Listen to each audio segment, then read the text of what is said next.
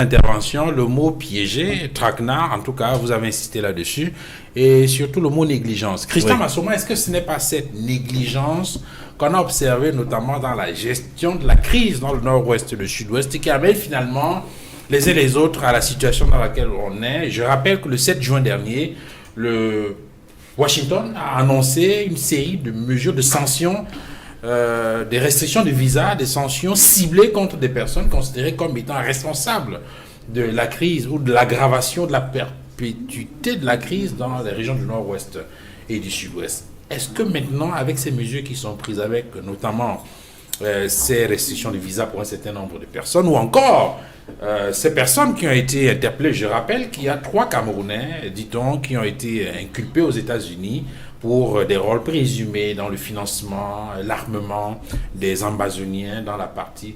Est-ce que ce n'est pas cette négligence qui a conduit à la situation dans laquelle on est et qu'on soit obligé maintenant de se faire aider par des pays amis pour régler cette crise qui dure depuis 5 ans? Moi, je ne pense pas qu'on puisse parler de négligence. Nous avons tellement épilogué sur la question du nord-ouest et du sud-ouest depuis un certain nombre de temps déjà. Il apparaît de manière claire que le problème au nord-ouest est l'émanation d'une volonté politique de la part du système en place de marginaliser un pan tout entier de notre vie nationale qui est le nord-ouest et le sud-ouest. Et nous avons pendant des années assisté à une volonté réelle de réprimer et de faire taire des personnes qui aspiraient juste à faire entendre leur voix sur le mal-être qui caractérisait leur quotidien en tant que partie prenante de triangle national qu'est le Cameroun. Donc, on ne parle pas de négligence ici, nous sommes dans le domaine politique et je pense que le gouvernement de la République, en ayant choisi au départ l'option qui est aujourd'hui en train de s'avérer une véritable catastrophe, que ce soit pour nos forces de défense, que ce soit pour les populations du nord-ouest et du sud-ouest, que ce soit pour les sécessionnistes, on se pose des questions. Et aujourd'hui, le recours qui n'est pas nouveau à nos partenaires internationaux, notamment les États-Unis, la Suisse avec la médiation qui avait été projetée à un moment donné et autre chose, c'est quelque chose qui ne peut plus laisser la communauté internationale indifférente. Combien de fois les Nations Unies, combien de fois le Parlement américain, combien de fois l'ensemble de nos partenaires ont interpellé les différentes parties prenantes, et notamment le gouvernement de la République, sur la situation qui est en train de... Est-ce que ces mesures qui sont initiées par les États-Unis peuvent prospérer? Est-ce qu'elles peuvent fondamentalement aider d'une façon ou d'une autre à avancer dans la résolution de cette crise? Sur le plan diplomatique, lorsqu'on arrive déjà à une phase de restriction de visa, c'est-à-dire après un certain nombre de sommations, d'interpellations et autres choses, ça veut dire qu'on vous considère déjà comme des personnes dangereuses, c'est-à-dire des personnes qu'on peut blacklister dans le processus de discussion et de circulation internationale de l'information ou de partage entre les différents États et les différentes parties prenantes. Donc je pense que le secrétaire d'État Blinken, en arrivant à cette phase aujourd'hui, se rend compte que les entraves de cette personne qui ne veulent pas qu'il y ait une résolution pacifique au niveau du nord-ouest et du sud-ouest sont suffisamment graves pour ne plus continuer à rester dans une simple phase de remontrance diplomatique ou autre chose et de passer à la phase des sanctions qui pourra peut-être impacter d'une certaine manière le processus de résolution pacifique de la crise au nord-ouest ou au sud-ouest. Et vous avez très bien vu que le communiqué ne visait pas simplement le gouvernement de la République. Oui. Ça vise bien évidemment aussi les groupes armés, les Ambazoniens et autres choses, parce que les exactions sont commises de part et d'autre parmi les différentes parties au conflit. Mais il faut que de manière naturelle, ces personnes qui profitent, que ce soit des économies de guerre aujourd'hui ou de l'économie de la guerre, et qui ne veulent pas que ce conflit prenne fin et trouve une phase à travers le dialogue inclusif que nous avons toujours appelé de tous nos voeux au MRC, ainsi qu'un certain nombre de partenaires et amis du Cameroun. Ces personnes qui ne le souhaitent pas, aujourd'hui, elles vont passer à la moulinette au niveau de la diplomatie internationale, et je pense qu'il sera grand temps qu'on réalise qu'après 5 ans de conflit, ou 4 ans de conflit et 5 ans de difficultés au nord-ouest et au sud-ouest, j'ai encore vu des vidéos effroyables hier, de la part de ces personnes qui se livrent à ce type d'exaction vis-à-vis de nos forces de défense et autre chose, et c'est des choses qui ne peuvent pas continuer. Ces choses n'arrangent personne, ça n'a pas arrangé le gouvernement, ça n'a pas arrangé les populations civiles, ça n'a pas arrangé les groupes armés eux-mêmes, et il faut trouver un cadre où les Camerounais peuvent se parler entre eux, en dehors de la volonté exprimée de manière assez subliminale et que moi j'avais considéré comme esbrouf lors du grand dialogue national. Il faut un véritable dialogue inclusif avec les parties prenantes pour qu'on sorte de cette situation. Personne ne sortira vainqueur de la lutte armée. Il faut que ça soit clair. Okay. Si le gouvernement pouvait réprimer ces gens, on n'aurait pas attendu 4 ans pour être là où nous sommes encore aujourd'hui. Ça veut dire que la lutte armée n'est certainement pas la solution. Je reviens à vous tout à l'heure, Christian Massoma, ou encore à Maître Tapi. Je donne la parole au professeur Koyok. Professeur Jacqueline Koyok, je suppose que vous avez poussé, ou vous, au RDPC, un ouf de soulagement en apprenant que des Camerounais, en tout cas des personnes considérées comme des activateurs de cette crise-là, ont été inculpés par la justice américaine. Oui, mais je pense que ça devrait être un ouf de soulagement pour tout le monde. Nous savons tous que cette crise est surtout alimentée de l'extérieur, par la diaspora. Je suis sûre que si ce n'était qu'entre les Camerounais, le grand dialogue était suffisant pour pouvoir résoudre les problèmes. Mais je suis un peu gênée de voir les gens adopter une grille d'analyse qui ne correspond pas à ce que le département américain dit. Vous vous souvenez bien quand le président de la République demande aux pays amis de cesser d'héberger ceux-là qui entretiennent l'insécurité. C'est une réponse, donc, là, au présent. Et c'est vraiment la réponse du gouvernement américain. Et je crois aussi qu'il y a même une réponse déjà du gouvernement français. Parce qu'ils n'osent pas le dire. Vous savez ce qui est arrivé à l'audience qui a été sollicitée par le MRC. Donc je me dis, Quelle audience? il faut qu'on ait une grille d'analyse qui correspond à ce que le département américain voulait dans son discours. Vous avez le sentiment que ce n'est pas parce ce qui a été... le département américain dit bien aux côtés du gouvernement camerounais. Ça veut tout dire. Et maintenant, pour qu'il passe de la parole aux actes, on avait vu quelques jours après l'arrestation de ceux-là qui financent et qui transfèrent les armes à partir du Nigeria. Donc on ne peut pas supputer pour dire, comme les écrivains et le gouvernement des réseaux sociaux indiquaient les noms du chef de gouvernement et d'autres personnes, voilà, ceux qui sont ciblés. Ceux qui sont ciblés, c'est ceux qui font comme mon copanéliste, c'est eux qui entretiennent à travers la violence du discours, la haine entre les Camerounais et qui attisent tout le temps le feu. Je dois rappeler que ces personnes... Parce qu'ils font de la guerre au Nozo leur fonds de commerce politique. Et moi, je dis qu'en dehors du Nozo, ils n'ont plus rien à apporter. Oui, mais vous parlez de la même chose, puisqu'il a parlé de l'économie de guerre. Non, je suis mais nous n'avons pas la même grille d'analyse. Lui, quand il dit ça, il accuse le système. Il a commencé par là. Et je veux lui expliquer qu'un système, c'est un ensemble d'éléments interdépendants. Que si l'un bouge, le reste bouge. Et que lui-même et son parti sont dans le même système. Donc, qu'il ne voit pas le système comme un mécanisme externe au MRC, qu'ils comprennent que ce système, nous tous, nous sommes à l'intérieur et que chacun de nous doit faire un effort pour que la guerre finisse au Nozo. Donc les discours haineux, les discours qui ne font pas... Vous avez lu la haine dans... Où est-ce qu'il y avait de la haine? Moi, je me dis, soyons sérieux, vous serez les premiers à être indexés par les Américains. Et c'est vous qui errez.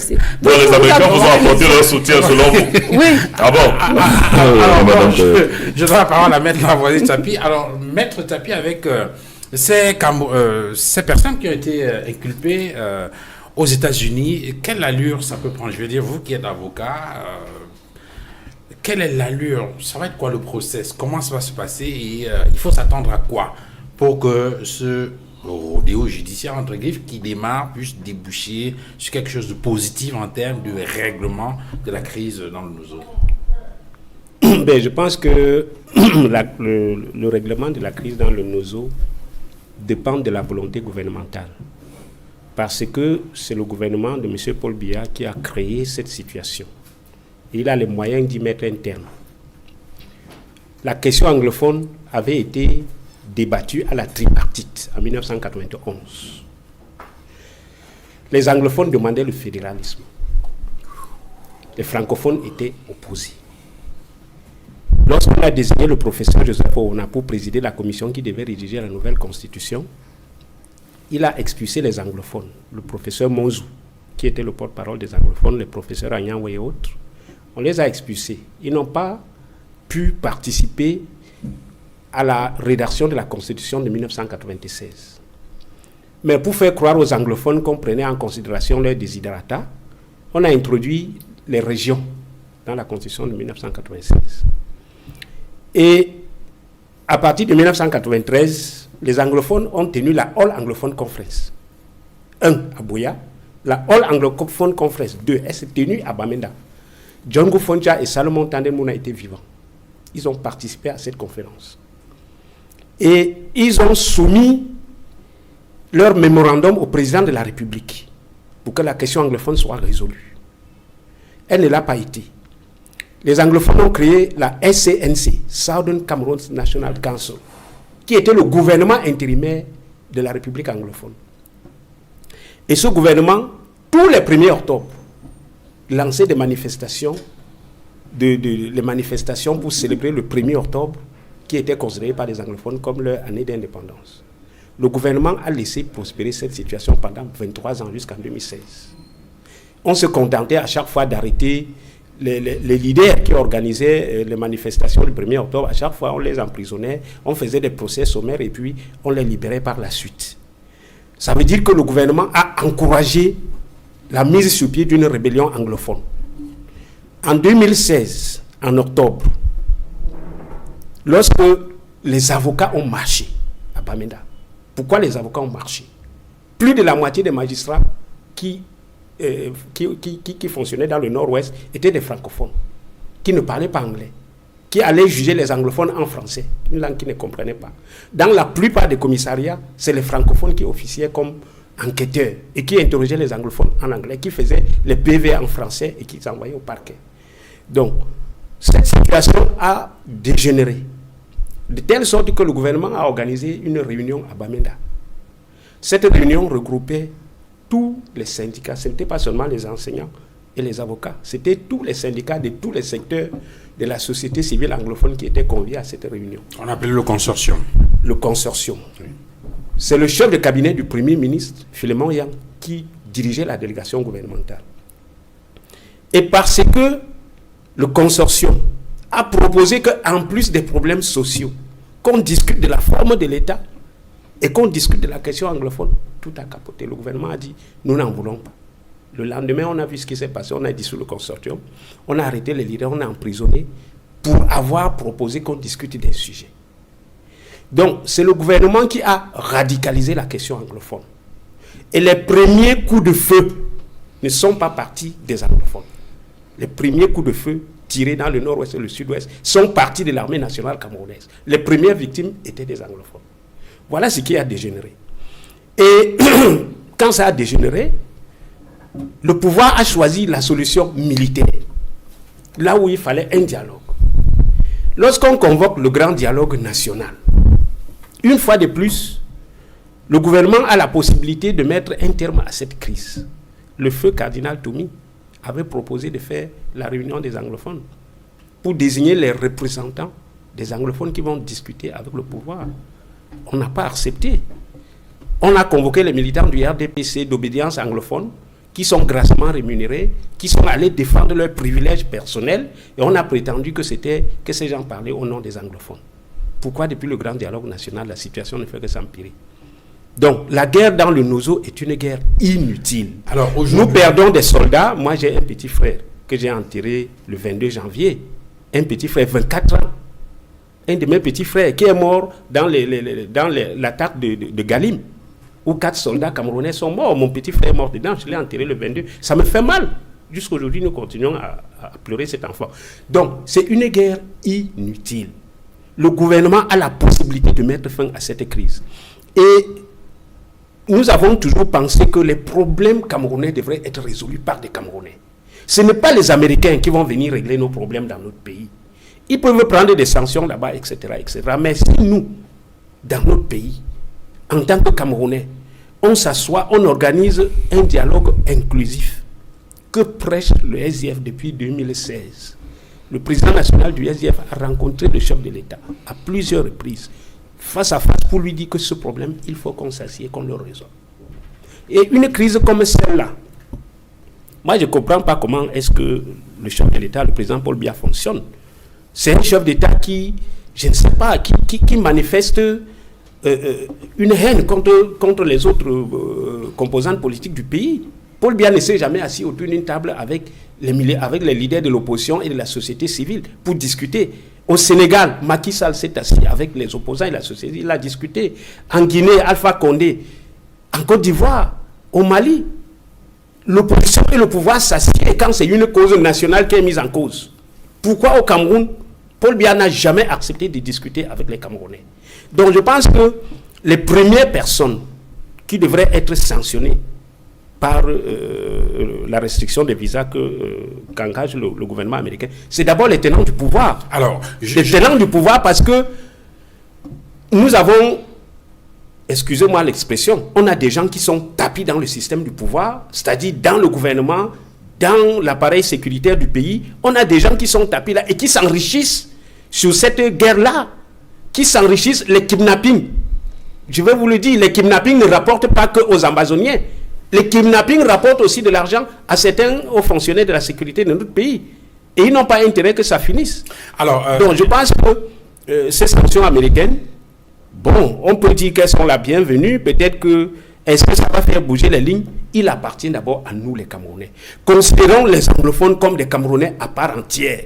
Ces messieurs, en 1961, ont volontairement dit qu'ils sont Camerounais et qu'ils vont vivre Camerounais. Pourquoi nous les repoussons au point où on leur fait la guerre? Alors, on revient à vous tout à l'heure, maître Lawali Tapi. Edmond Kamgia, je prends par le bout de la fin de son intervention, il indique, maître Lawali Tapi, qu'il y a des Camerounais au sein de la haute administration qui tirent profit de cette sale guerre dans le nord-ouest et le sud-ouest, et cela renvoie à un article paru dans la Nouvelle Expression cette semaine. Restriction des visas, 33 personnalités dans le viseur. Les États-Unis ont annoncé des sanctions contre ceux qui perpétuent la guerre dans le nord-ouest et le sud-ouest. Plusieurs ministres, le journal La Nouvelle Expression qui le dit, plusieurs ministres et personnalités de la haute administration sont sur la liste. Oui, c'est le cas du Val-Fangwa, mais avant de répondre à cette question, je tiens à revenir sur une chose qui a été dite par le professeur Jacqueline Koyok dans son développement. Elle évoquait le fait que les armes transitent par le Nigeria pour arriver au niveau des groupes armés qui affrontent les forces de sécurité. Je voudrais dire ici que c'est grave de faire une telle allégation parce que le Cameroun entretient d'excellentes relations avec le Nigeria. Et le Nigeria a toujours soutenu le Cameroun depuis, non seulement qu'il y a la guerre contre Boko Haram, mais également avec la situation que nous vivons dans le nord-ouest et le sud-ouest. Les relations entre le Niger et le Cameroun se portent bien. Il n'y a aucun signe. Et pour mettre la presse à votre pied, il faut rappeler que le Nigeria a dû donner son quitus pour qu'un certain nombre de personnes considérées par le pouvoir de Yaoundé comme des terroristes soient appréhendées au Nigeria, puis amenées à Yaoundé, où ils ont été fait l'objet de jugement. Entre autres, Ayuk Tabé. Donc, c'est une mise au point importante pour dire que les relations sont cordiales et excellentes entre les deux pays et que ce serait grave de donner l'impression que le Nigeria travaille avec des groupes armés pour déstabiliser le Cameroun. Je tiens à le dire. Non, c'est une insinuation que vous avez faite, que les armes transitent par le Nigeria. Non, monsieur, c'est pas ça. Et je réponds, là c'est le diplomate qui répond. Il ne faut pas dire des choses qui peuvent nuire à la coopération entre le Cameroun et le Nigeria. Très bien. Cela dit... Pour revenir à la question des hautes personnalités dans la haute administration qui seraient visées par ces sanctions américaines. Oui, nous l'avons dit déjà depuis la semaine dernière, depuis que nous avons l'information selon laquelle Washington a décidé de procéder à une restriction de visa concernant un certain nombre de personnalités. Il s'agit des personnalités qui sont des pontes du régime, y compris des membres du gouvernement. Il s'agit également des personnalités qui font partie des séparatistes, c'est-à-dire les leaders politiques ou des groupes armés.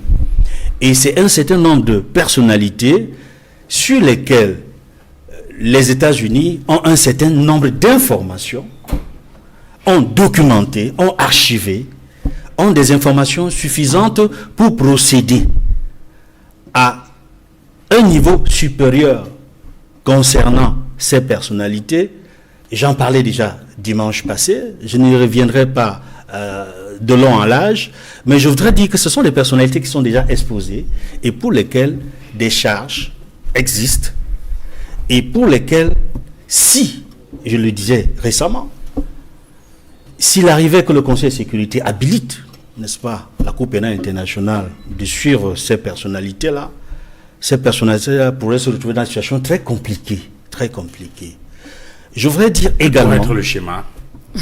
Non, dans des situations très compliquées, dans le cas où il est établi que ces personnalités ont participé, sont auteurs, co-auteurs ou complices des massacres, des crimes graves, des génocides, des crimes de guerre, des crimes contre l'humanité, et vous savez que c'est un champ qui relève de la compétence de la Cour pénale internationale.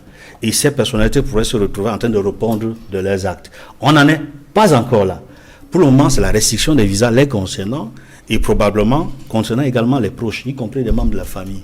Et cela pourrait s'étendre au gel de leurs avoirs aux États-Unis ou dans les pays amis des États-Unis. C'est ça que beaucoup de gens oublient. Quand les États-Unis prennent une position dans le cadre de la coopération bilatérale, il ne faut pas oublier qu'en même temps, cela concerne à un certain niveau une ouverture vers la coopération multilatérale que le Cameroun a vis-à-vis des pays amis qui sont membres de l'Union européenne, qui sont membres d'autres instances internationales, notamment les Nations Unies, l'Assemblée générale de l'ONU, et que à ces différentes instances multilatérales, des décisions peuvent être prises contre ces personnalités, qu'ils soient du régime ou séparatistes. Et cela dit, c'est une interpellation, je reviens là-dessus, qui devrait amener non seulement les groupes armés, mais également les membres du gouvernement à accélérer, je dis bien accélérer les contacts qu'ils avaient commencé avec le 2 juillet de l'année dernière avec Ayoub Sissoko et quelques-uns des personnalités des groupes armés séparatistes qui sont en prison, soit à la prison de Kondengui, soit à la prison principale de Kondengui. Parce qu'il y avait eu une rencontre, je le disais, je l'ai toujours dit, avec la partie gouvernementale, mais il n'y a pas eu de suite. Il n'y a jamais eu de suite. Ou alors s'il y a eu une suite, elle n'a jamais été officialisée. Mais la preuve qu'il n'y a pas eu de suite de ces contacts-là, c'est qu'il n'y a pas une lueur d'aller vers un cessez-le-feu. Or, c'est le cessez-le-feu qui va permettre d'avancer de manière durable et définitive vers la solution définitive de la crise anglophone.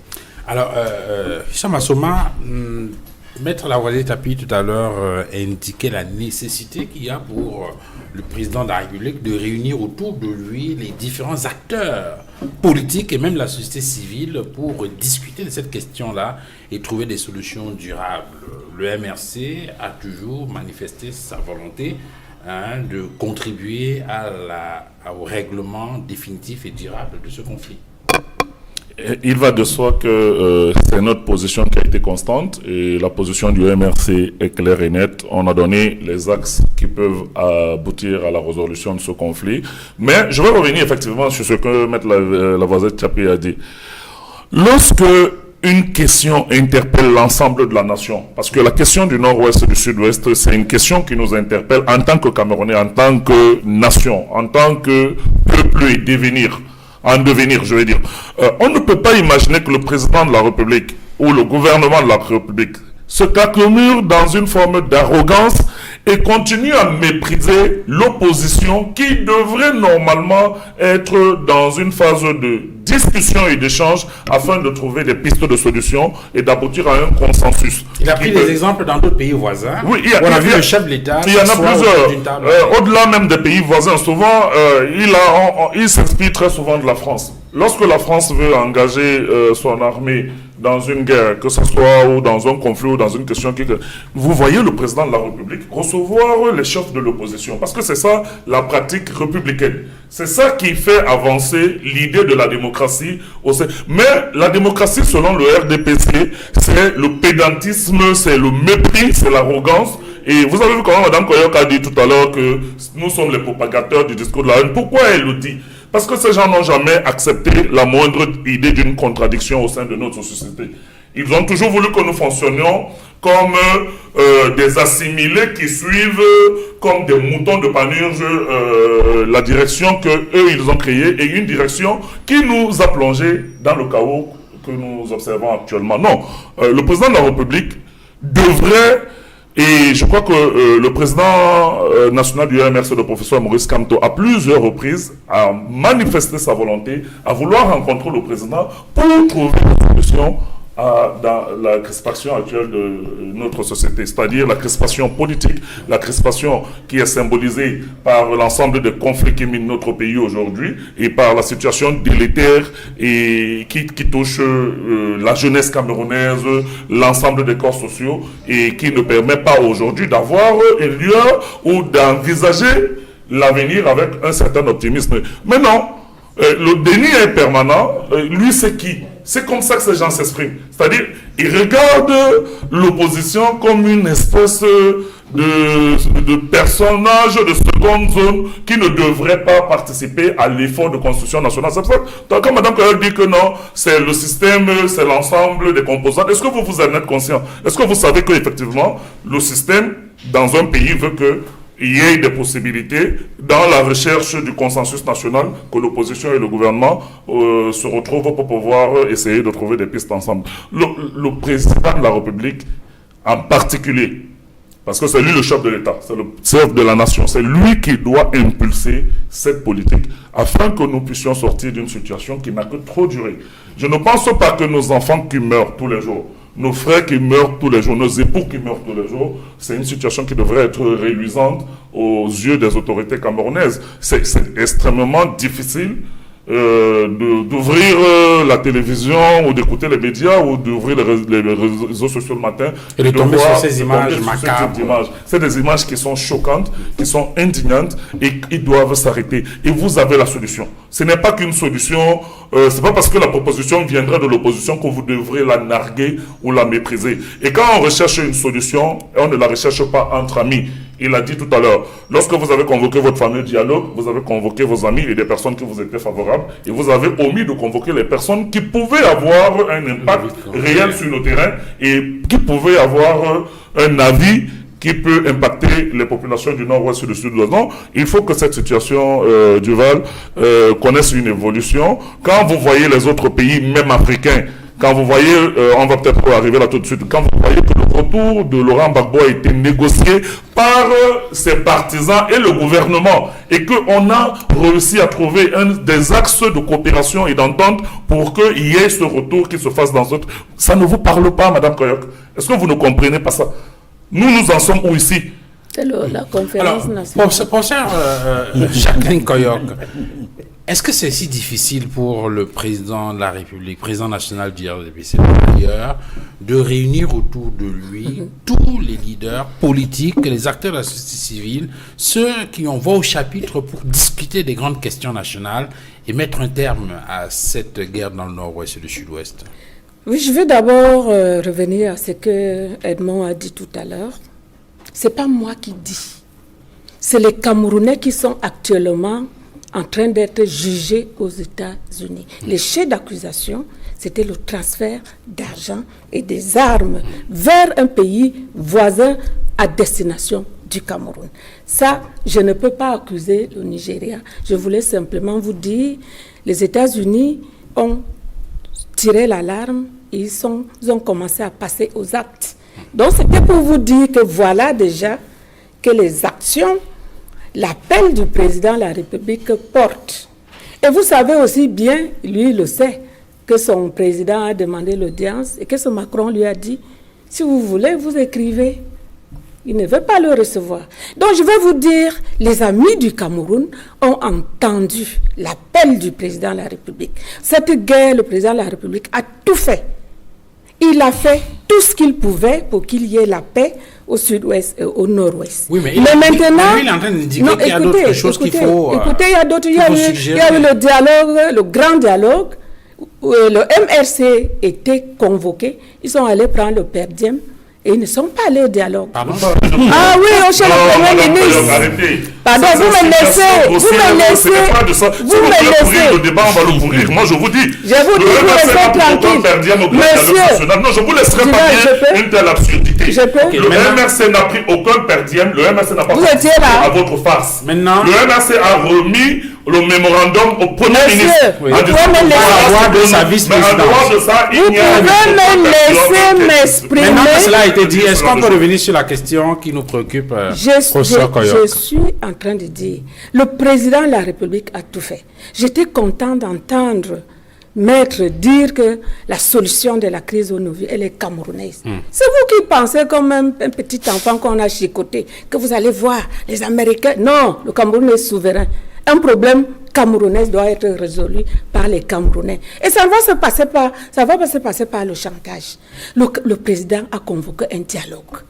Et je suis sûr qu'il est même prêt à convoquer un autre dialogue, pourvu qu'il y ait des interlocuteurs valables. Vous n'allez pas me dire que le président... valable, vous pensez à quoi? Le cardinal Toumi, qu'est-ce qu'il vous a dit? Ceux qui m'ont kidnappé, il y avait une quinzaine de personnes. C'était des Nigérians et un seul Camerounais. Donc vous voulez qu'on aille discuter avec les brigands? S'il y a en face des gens qui sont capables d'aider à résoudre cette crise, le président de la République n'a jamais ménagé un effort pour le faire. Mais vous n'allez pas lui dire, allez là où on a kidnappé les gens, allez discuter avec les Biafrais. Moi, je dis ça vient du cardinal Toumi. Ce n'est pas moi qui le dis, M. Edmond. Et je dis donc que le président de la République a lancé un appel à tous les pays amis. Ils ont commencé à répondre à cet appel. Et maintenant, il y a possibilité d'organiser un dialogue.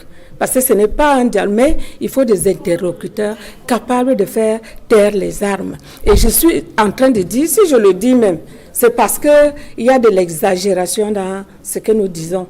Et il y a déjà une accalmie au nord-ouest, au sud-ouest. Mais il ne faut pas que les gens entretiennent cette peur, cette phobie sociale qui fait que les gens pensent que rien ne se fait et que ce soit toujours des assassinats et tout le reste. Les réseaux sociaux rédigent tout ce que vous connaissez, sans signature. Alors, lui, il a parlé tout à l'heure d'une liste. Monsieur Edmond, vous pouvez me dire qui est signataire de la liste des ministres et tout le monde? C'est les réseaux sociaux. Mais faites très attention. Parce que quand on va sur la base de ce que nous racontons sur les plateaux, quand on va demander à quelqu'un de justifier là où le département américain aurait sorti une liste, attention, vous savez qu'il y a une loi antiterroriste dans ce pays. Même l'incitation, la complicité pour le terrorisme.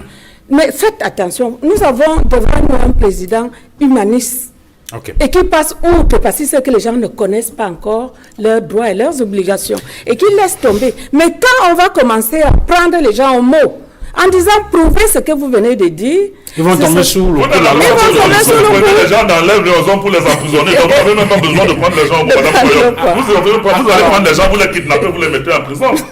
Mais maître Lavoisier Tapi, on parle là de la possibilité pour les États-Unis de restreindre des visas pour un certain nombre de personnalités camerounaises considérées comme des activateurs de la crise anglophone. On parle de visa. Quelqu'un qui aujourd'hui a son visa et qui est libre de ses mouvements, c'est bien sûr Laurent Gbagbo, le président de Côte d'Ivoire. Il est retourné dans son pays. Il a été reçu au courant de la semaine par ses partisans qui sont mobilisés dans un quartier populaire d'Abidjan, à Yopougon précisément, où il leur a délivré des messages de félicitations pour la résistance au combat et surtout il s'est adressé également aux Camerounais. Il a indiqué que les Camerounais, il a salué le peuple camerounais qui a été à ses côtés pendant la décennie qu'a duré ce rideau judiciaire. Qu'est-ce que ça vous inspire comme analyse, ce retour de Laurent Gbagbo en Côte d'Ivoire dans ce contexte-là? C'est une très bonne chose. Mais avant de répondre à votre question, je voudrais revenir très rapidement sur 2 ou 3 points évoqués par le professeur. Elle a dit que le président Paul Biya a tout fait pour régler la crise dans le Nord-Ouest. Je suis au regret. Le président Biya a tout fait, sauf apporter les solutions aux problèmes de fond posés par les anglophones. On a pris quelques solutions de façade, recruter quelques anglophones dans la magistrature, créer une section de la common law à l'ENAM et à la Cour suprême, c'était parce que les anglophones demandaient. Parce que jusqu'à là,